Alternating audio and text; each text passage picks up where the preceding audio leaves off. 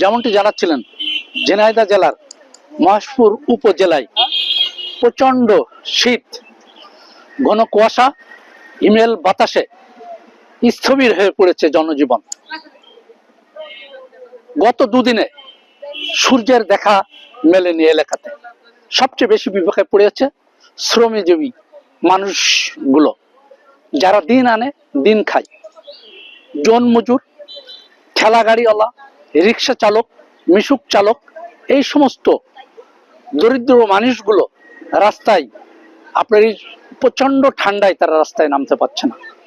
আমরা আবহাওয়া অফিসে কথা বলেছি, আবহাওয়া অফিস যেমনটি জানিয়েছে যে আগামী আরো কয়েকদিন সূর্যের দেখা না মিলতে পারে এই এলাকাতে। আমরা যদি মাই টিভির দর্শকদের একটু দেখানোর চেষ্টা করি যে সকাল থেকে ভারী যে যানবাহনগুলো আঞ্চলিক মহাসড়কে আসলে চলছে, সেখানে হেডলাইট দিয়ে আসলে রাস্তায় গাড়ি চলাচল করছে। অন্যদিকে আমরা উপজেলা প্রশাসনের সাথে আসলে আমরা কথা বলেছি।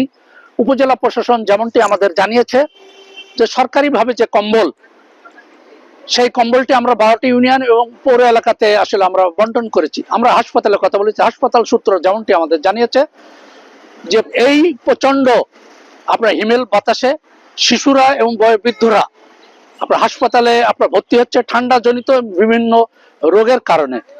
অন্যদিকে আমরা আসলে এবছর লক্ষ্য করছি সামাজিক কোনো সংগঠন, রাজনৈতিক কোনো সংগঠন, সাংস্কৃতিক কোনো সংগঠন শীতার্থদের পাশে এখনো পর্যন্ত দাঁড়ায়নি।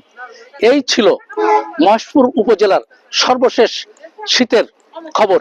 সরোয়ার হোসেন, মাই টিভি, মহেশপুর।